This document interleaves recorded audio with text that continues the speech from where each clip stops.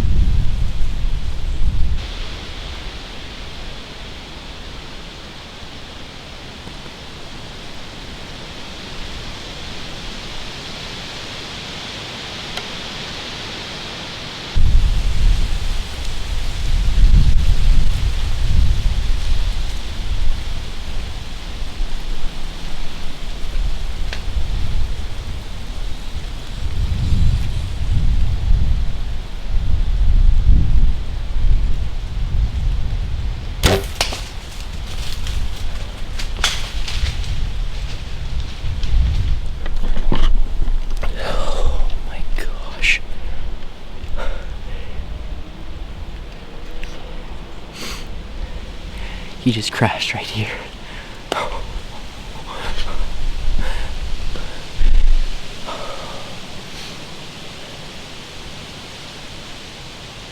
I put 2 arrows in him. I don't know if I got the second one on film. He's dead right there. That's the buck I have on camera. He came and hit the scrape right here, 25 yards. I put the first arrow in him just a slight bit back because he was walking. I didn't have time to stop him. He ran over here and stood there for about at least 5 minutes. He stood over here at 33 yards. So I put the camera back on the camera arm, grabbed another arrow, and he started walking towards me. He had no idea what happened.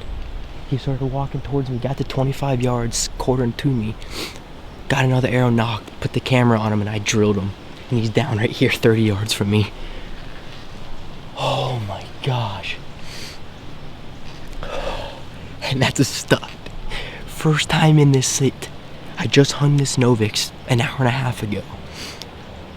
They always say the first sit in a stand is always the best. And that has been so true for me. Oh my gosh.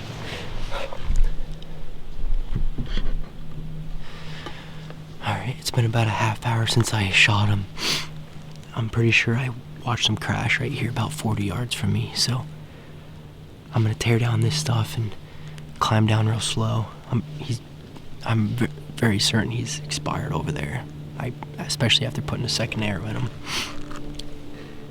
I don't know how good you could see it in the film, but, and I know I got a trail cam picture of him because my muddy camera is right here over this scrape. I'm standing here with my back turned because the wind's blowing against me, facing the other way with my hood up. I turn around and look under the licking branch, and there he is, hitting my licking branch. So I put my hood down and turned the camera on him and grabbed my bow as fast as I could. I was watching him paw in the scrape. He took a couple steps and I didn't even have time to stop him. The first hit looked a little bit back, so I'm glad I could get another one in. Perfect time to be hunting scrapes right now, and that proves it right there. That's a big mature buck hitting a scrape in daylight hours. There's a cold front pushing through this week all the way till Thursday. So now's the time to be in the woods. I waited all year to hunt this spot because I didn't want to booger it up, especially hunting in warmer weather and whatnot. I didn't want to be putting my scent and stuff in here when the time wasn't right. So I waited till the right moment. We got a cold front. Today was the first cool day, and I had some intel on my camera here. Over the last couple weeks, they were hitting these scrapes, a couple different bucks in here. So waited till the time was right, and I got in here.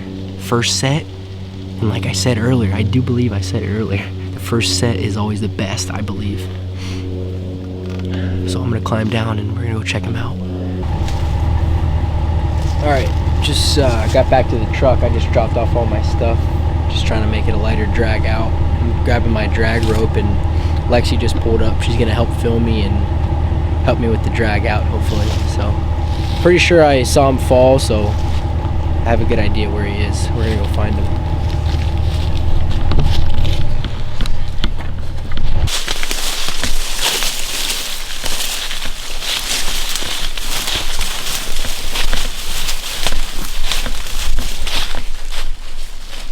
I mean, as you can see in here, it's probably hard to tell in the dark, but this is all thick jaggers and greenbrier. It's all thick bedding in here. There's real tall grass that they can hide down in.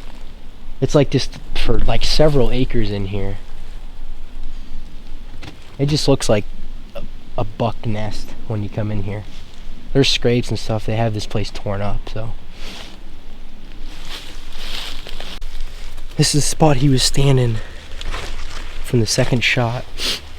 We haven't even got up to the first arrow yet. We just came in off the tracks. My lighted knock was laying here. I'm not sure where the arrow is. It might still be buried in them, but we're gonna walk up and check the first arrow. Like I said, I'm pretty sure I saw him crash, but I want to check the arrow just in case.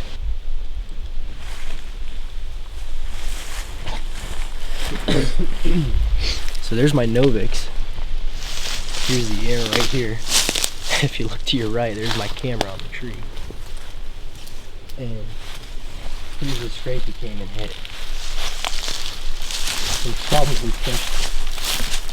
Yep, there is, just what I expected. That's his hook notch right there.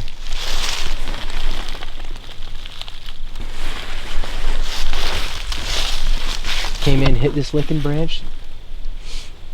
Gave me just enough time to get the camera situated and get my bow picked up. And luckily he hit that, because I don't know if I would have had time if it wasn't for that.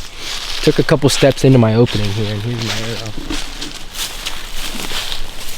Like I said, the first shot was a little back as he was walking, as you saw in the film.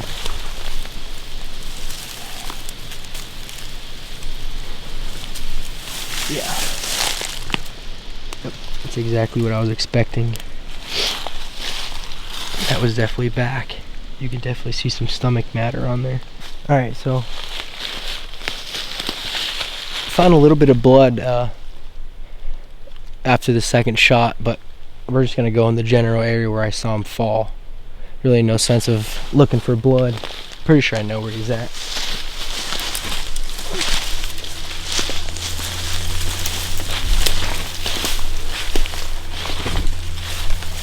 Okay, here's blood right here. Oh yeah, see? Oh, he's right there. I knew I heard him crack, dude. Oh. Yes, sir.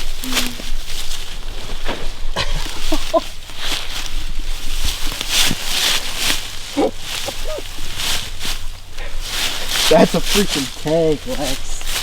Oh, dude. Yes. That's the exact buck I thought he was. That's the one I had on camera. That was on his hind leg. Look at his body. Oh my gosh. Talk about a freaking giant body deer. Oh, that dirt nap just ate him up too. Look at that. Oh.